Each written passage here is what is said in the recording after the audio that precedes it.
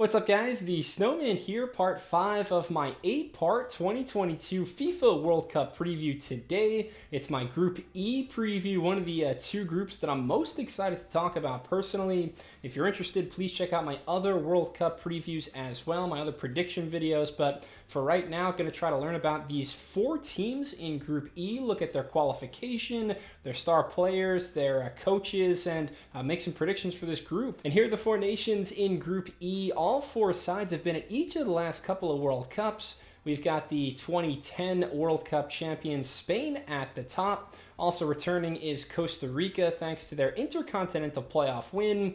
We've got Germany returning for their 20th World Cup Finals appearance, looking to add on to their 4 World Cup titles. And then at the bottom there is Japan. They've yet to miss out on a World Cup this century. And let's start off with Spain and their journey through qualification. Not the smoothest road for the 2010 champs. Spain drew with Greece early on. They lost to Sweden on match day 4. And for a while it looked like they'd finish runners-up in UEFA Group B. But then Sweden stumbled to Georgia late. And Spain clinched safe passage to their 12th straight World Cup on the final match day. Alvaro Morata netting a winner against Sweden in the 86th minute. Not too many ruthless performances by La Roja, only 15 goals in the 8 qualifying matches, but they were clinical, they were efficient, they took the chances they were given. Solid form lately in the UEFA Nations League too. There's some decent buzz growing around this Spanish squad. It's a team that's pretty young overall, and if you're looking for a key player to watch, I'd say look no further than Barcelona forward Ferran Torres,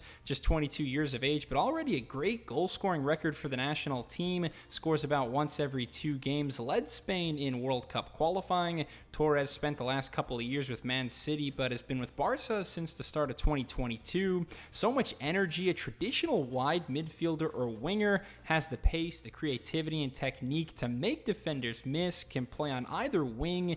Torres very comfortable getting crosses in or cutting in and firing himself. And with Luis Enrique as the head coach, Spain playing a bit more direct these days, not as much tiki-taka as we've seen in the past. Enrique, one of the most high-profile managers at this World Cup, very decorated resume as a player and coach. Recently led Spain to a UEFA Nations League runner-up finish in 2021, has won the Champions League as a manager with Barcelona, so very well respected. Just 5 defeats in 40 games in charge as Spain's head man. Enrique, truly one of the best analytical minds in the game of football, so he could be with Spain for a long time. And now we get to expectations for Spain at this 2022 World Cup. At this point, they're minus 120 favorites to win Group E, so a slim favorite over Germany.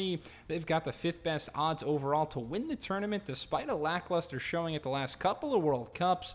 Did perform well at the Euros last summer, just narrowly being defeated by Italy in penalties. I expect Spain to definitely get out of Group E, and I would think for them the quarterfinals is the bare minimum that they want to reach. That's probably right in their range. Overall, I think their team is a bit too young to go all the way, but Spain should escape this group and be dangerous in the round of 16 and beyond. Next, we get to my favorite team. I'll try to remain as neutral as possible when talking about Germany. They had one hiccup in qualifying, but for the most part, the Germans breezed by. They passed the test with flying colors. That one hiccup I'm referring to was their first home World Cup qualifying defeat in 20 years. An absolute shock of shocks, losing to North Macedonia 2-1 in Duisburg on match day 3.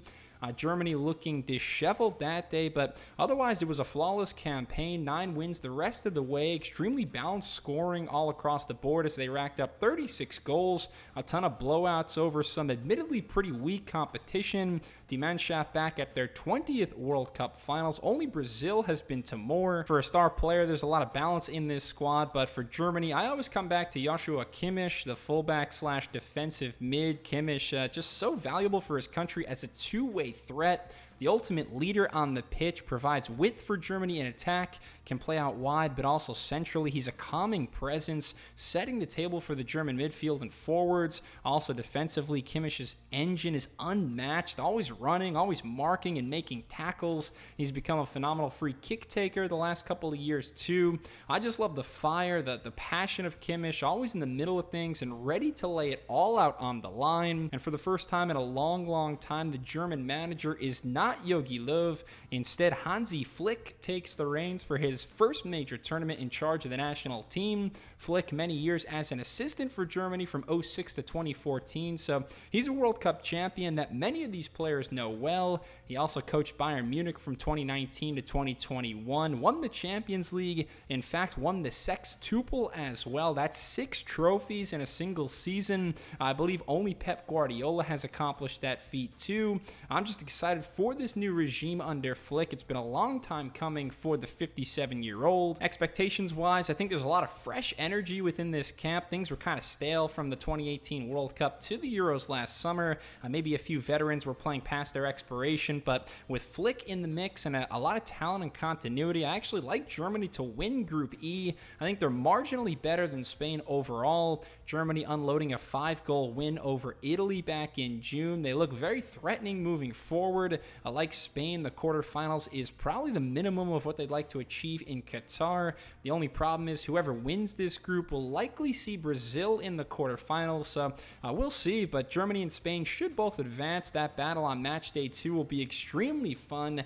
The Germans looking to avenge the 2010 World Cup semifinal defeat to the Spaniards. Let's talk about Japan now, becoming one of the real consistent and reliable teams in world football, qualifying for their 7th consecutive World Cup. It wasn't exactly a murderer's row of opposition in the second round of Asian qualifying with the likes of Tajikistan, Kyrgyzstan, Mongolia, and Myanmar, but the Japanese took care of business. 8 wins in 8 matches, 46 goals to just 2 conceded. That sent them through to the 3rd round. A shock loss on match day 1 to Oman set Japan behind. In fact, they lost early on to Saudi Arabia too, but down the stretch, undefeated in the last 7 matches, Japan ends up 2nd place behind Saudi Arabia. A stern defense all the way through, just 4 more goals given up, and again back into the World Cup. And in terms of stars, I'd say Japan is more of a collection of team-oriented players than a team with 1 or 2 standout game changers, but 26-year-old Daichi Kamada was one of the best on the squad.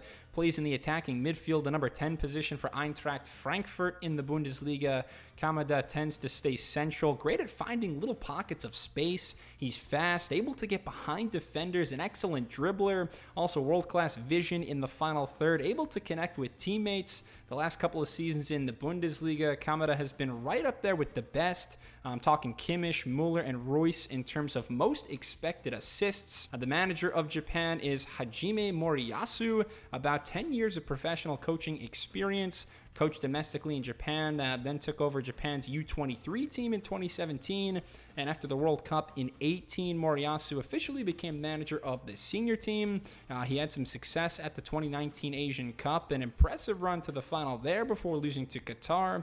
Moriyasu, also an ex-player for Japan, he's going to try to steer his nation back to the round of 16 for the 4th time in 6 World Cups. Speaking of which, expectations, it's certainly not an easy group to be placed in for Japan, but we saw Germany falter at the last World Cup. South Korea shutting the door on their dreams. We've seen Spain underperform as well. I don't think it's impossible for Japan to escape Group E. They've got about 3-1 odds to make it out. Will be absolutely imperative, though, that they get 3 points in the game versus Costa Rica, and then hopefully the defense holds up against the Europeans. Japan likely to go out in the group, but anything more in their country will be beyond thrilled. Last team in Group E, let's move over to CONCACAF and talk about the Costa Ricans. Similar to Japan, they've become a pretty consistent force at World Cup finals in the 21st century, but Costa Rica certainly did it the hard way this time around. They were the 32nd and final team to book their ticket to Qatar. A super sluggish start to the octagonal. It took them until the 5th match day to finally win their first game, but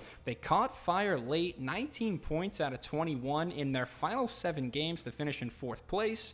That meant they would face New Zealand in the Intercontinental Playoff, and that match taking place this past June in the UAE. A 1-0 victory for Costa Rica. Joel Campbell with the winner in the 3rd minute. Some VAR help along the way rescinded a goal from New Zealand and brought them down to 10 men, but Costa Rica doing just enough to reach Qatar this winter. Goalkeeper Keylor Navas is on paper the best player for Costa Rica. He's been around a long time, but I want to bring up the aforementioned Joel Campbell, who's also still getting it done after all these years.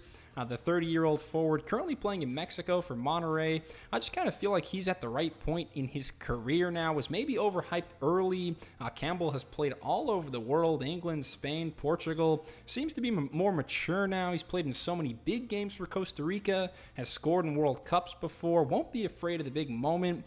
Campbell needs to produce some magic for his country to have a shot in this group. Costa Rica's manager is a Colombian, Luis Fernando Suarez, a 62-year-old who's coached mostly in Latin America up to this point. Just took the Costa Rica job back in June 2021. Formerly the head coach of Honduras and Ecuador, Suarez led Ecuador to the round of 16 at the '06 World Cup. He's the 21st manager of Costa Rica in this millennium, so a lot of turnover at that position. We'll see how long Suarez maintains his post, and of course much of that will hinge upon how well Costa Rica performs at this World Cup, but they're definitely the underdogs in Group E, 6-1 odds just to advance to the knockout round.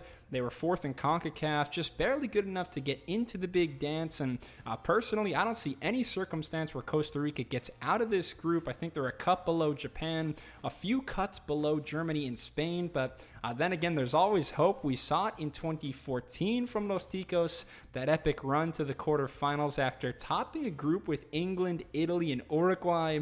Just tough to see history repeating itself in 2022. Thanks a lot for watching my Group E preview video. Again, please take a look at my other preview videos as well. Subscribe to the Snowman Sports Media for more soccer and football content. Give me a thumbs up, and be on the lookout for more World Cup content coming very soon. Thanks a lot. Cheers.